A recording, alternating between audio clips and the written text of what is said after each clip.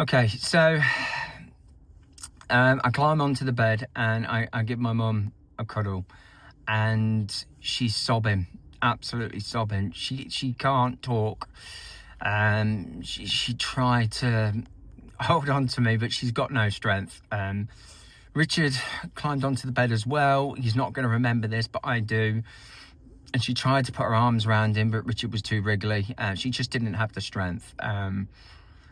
I can't remember if I've ever asked Richard how much of this he actually does remember, but I remember it as clear as crystal. We sat on the bed, played with Sheba a bit, and that day fast forwarded so fast. It was gone as quickly as we got there. Grandad went in to see my mum. He spent some time with her. We sat back down on the couch. I had my Superman toy.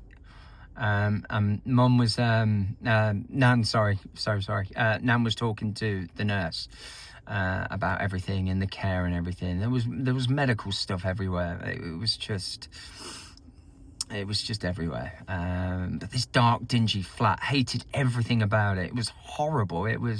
The curtains were closed, but it was daylight. The curtains from the 70s. What's that about? I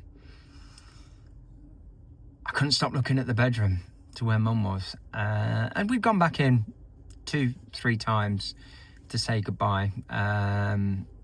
Before we said goodbye, sorry.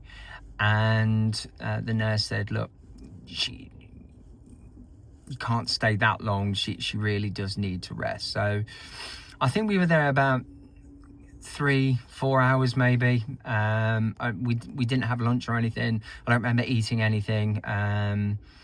We didn't even stop off at the services on the way, but it was literally just go straight back home after we left. But I gave my mum a kiss on the forehead. I told her how much I loved her and how much I was looking forward to seeing her get better. And I'd see her soon, and we'd come back and we would see each other again. Yeah, that didn't happen, which I'll go into in the next video in a bit. Anybody that's gone through this with a loved one, you all have your own story, whether you were the carer for that person or close relative or a friend. It's heartbreaking. And the problem with cancer is it doesn't discriminate. It goes after whoever it wants. It guts people, it guts families, it tears people apart. It shows no mercy. My strength was born, I think, that day.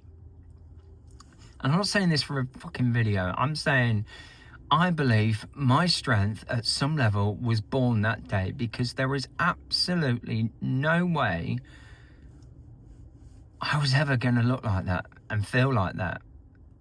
And it's a weird thing to say, because I'm 5 years old at the moment. 7 years old at the moment. I'm a child. But I remember thinking, not wanting to ever be that poorly.